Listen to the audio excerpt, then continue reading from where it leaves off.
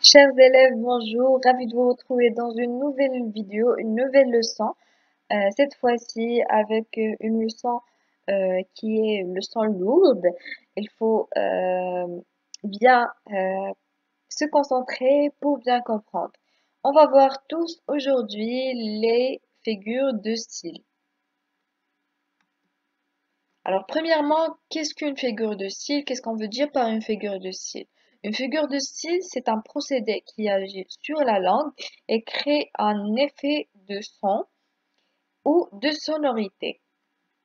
C'est un procédé linguistique qui y a pour but mieux convaincre la personne à qui on parle, bien à qui on écrit, et aussi ce procédé nous aide à mieux s'exprimer. Donc, il y a plusieurs types ou bien plusieurs catégories de figures de style.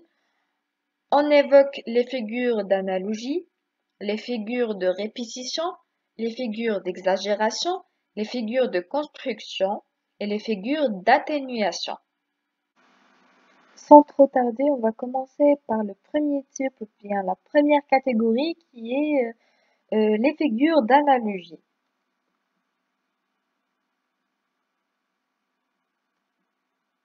La première figure de style dans la catégorie figure d'analogie est l'allégorie. En fait, l'allégorie, elle rend concrète une idée abstraite. C'est-à-dire, elle représente une idée abstraite et elle l'a mise en scène vivante. Comme on dit, on représente des valeurs abstraites avec des images concrètes.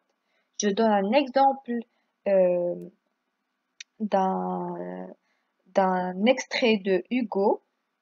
Je vis cette fâcheuse, elle était dans mon champ, elle allait à grands pas moissonnant et fauchant. Noir squelette laissant passer la crépuscule. Donc ici on a mis en scène vivante euh, une valeur abstraite. Passons maintenant à la deuxième figure qui est la personnification. La personnification est l'attribut des caractéristiques humaines à un objet ou bien à un animal. Je donne l'exemple. Mon cœur chante de joie. Passons maintenant à la troisième figure qui est la comparaison et c'est la plus utilisée. C'est le fait d'avoir un rapprochement entre deux mots qui est le comparé, celui que l'on compare à quelque chose, et le comparant, euh, c'est la chose comparée. Et bien sûr, on a un outil grammatical de comparaison qui est nécessaire dans cette figure de style. On peut parler de comme, tel que, etc. Je donne l'exemple d'une comparaison grammaticale. Il est aussi grand que son père. Je donne une comparaison stylistique. Aubignan est comme un petit nid de guêpe. Passons maintenant à la figure de style, la métaphore. La métaphore, c'est comme la comparaison. C'est une comparaison avec un comparé et un comparant, mais sans l'utilisation de l'outil grammatical. Et c'est ce qu'on appelle une comparaison directe. Je donne l'exemple. Mettez un tigre dans votre moteur. Passons maintenant à la deuxième catégorie qui est les figures de répétition. On va commencer par la première figure qui est le pléonasme. Il s'agit de l'emploi d'un terme superflu. Exemple, monter en haut. En fait, le pléonasme, c'est le fait de doubler un mot par un autre qui contient soit implicitement ou bien explicitement le même sens. Je donne un autre exemple, le fait de dire reculer en arrière. Passons à la deuxième figure qui est la gradation. La gradation, ce sont des mots assemblés successivement de manière croissante ou décroissante. Je donne l'exemple va, court, vole. Pour la troisième figure qui est le parallélisme, c'est le fait de reprendre une structure syntaxique pour euh, euh, confirmer son idée généralement. Exemple, partir pour tout laisser, quitter pour tout abandonner. On a repris la même structure syntaxique et on a aussi le même sens de la phrase qui se répète. Pour la quatrième figure, c'est la répétition. C'est simple, c'est le fait de répéter le même mot dans la même phrase. Le même mot est réécrit plusieurs fois. Pour la cinquième figure, c'est l'anaphore. C'est c'est une forme de répétition, c'est-à-dire on a une répétition, mais cette répétition, le mot il est répété dans le début de la phrase. Donc elle consiste à commencer des vers, des phrases ou des ensembles de phrases ou de vers par le même mot ou le même syntagme. Passons maintenant à les figures d'exagération et là on va parler d'une seule figure qui est l'hyperbole. L'hyperbole c'est lorsqu'on exagère dans l'expression ou dans l'expression d'une idée pour la mettre en relief. Elle est utilisée dans l'ironie et la caricature par exemple. Donc je donne un exemple. C'est lorsqu'on dit j'ai le cœur brisé pour exprimer qu'on est vraiment triste ou qu'on est vraiment touché. Mais en vrai, notre cœur il n'est pas brisé, mais c'est une exagération pour exprimer, ou bien pour mieux exprimer notre sentiment. Passons maintenant aux figures de construction. La première figure, c'est l'antithèse. Donc, pour l'antithèse, elle met en parallèle des mots qui désignent des réalités opposées. C'est le fait de dire ou bien d'évoquer deux mots euh, qui ont un sens opposé dans la même phrase. Et les indiquer dans la même phrase, mais qui ne sont pas juxtaposés. Par exemple, certains aiment le jour, comme d'autres préfèrent la nuit. Ici, on a les deux mots, ce sont le jour et la nuit.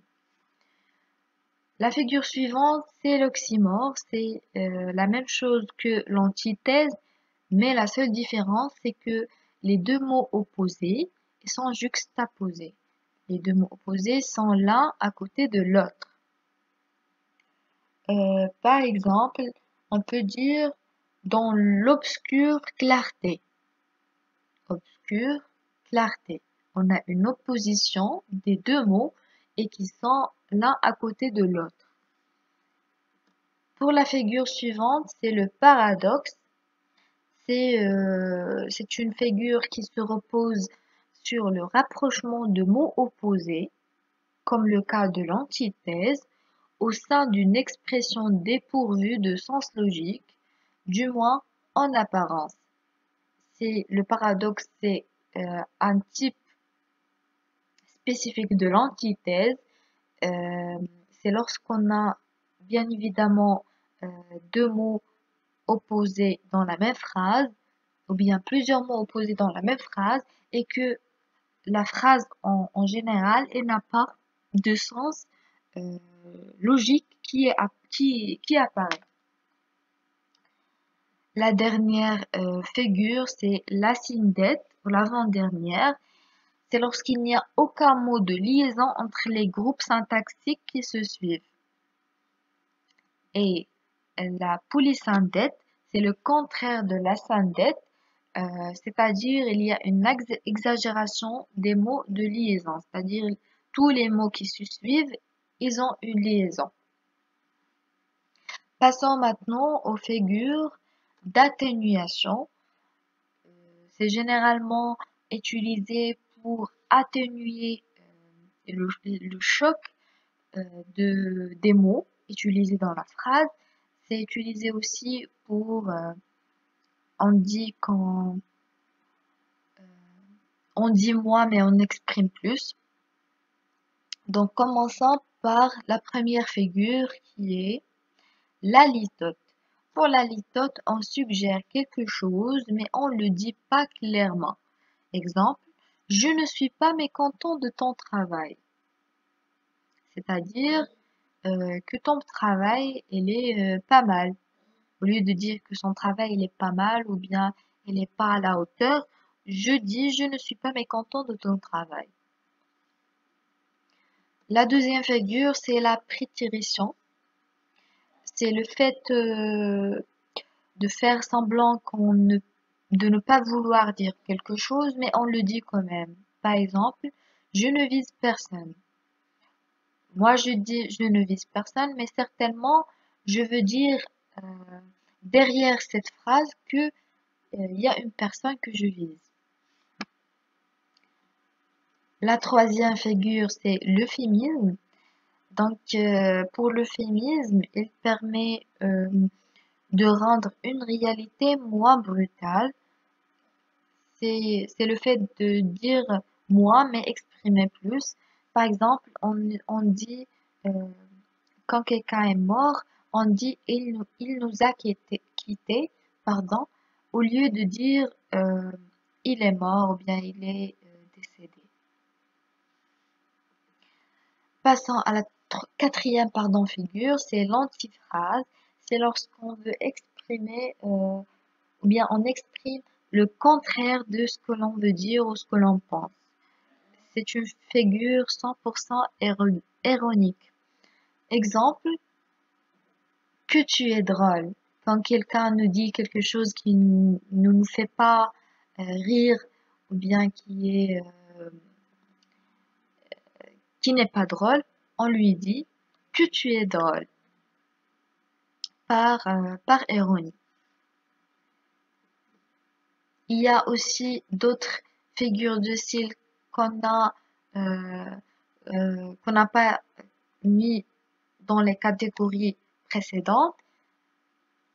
On évoque la métonymie. C'est le fait de désigner quelque chose qui se trouve dans un rapport voisin avec ce que le mot signifie habituellement. Par exemple, le tout pour la partie, la cause pour l'effet. Donc il y a un certain rapport entre les deux mots. La figure suivante, c'est la synecdoque. C'est une métonymie, c'est un style spécifique de la métonymie qui désigne un lien d'inclusion cette fois-ci, c'est-à-dire la partie pour le tout. Exemple, enfin le flux nous fait voir 30 navires. On évoque aussi le chiasme, c'est le fait de disposer des mots selon la suite A, B, B, A. Exemple, qui rit vendredi, dimanche pleurera. Donc, les verbes rire, pleurer, ce sont des verbes opposés. Vendredi, dimanche, ce sont des verbes du même vocabulaire, ils veulent dire les jours. Donc, on a une certaine disposition de mots A, B, B, A. La dernière figure de style dont on va parler, c'est la périphrase. Et c'est une locution ou une suite de mots que l'on emploie pour désigner quelque chose ou quelqu'un qu'on aurait pu désigner à l'aide d'un seul mot. Je donne l'exemple le roi de la forêt ou bien le roi de forêt au lieu de dire le lion directement. C'est le fait de dire plusieurs mots qui indique la même chose si on a dit un seul mot. Donc sur ce, je vous remercie de m'avoir suivi jusqu'à la fin de la vidéo et je vous invite à voir la série d'exercices pour mieux comprendre et pratiquer euh, les différentes figures de style. Je vous invite aussi à voir plus de leçons sur le site www.senawiya.com.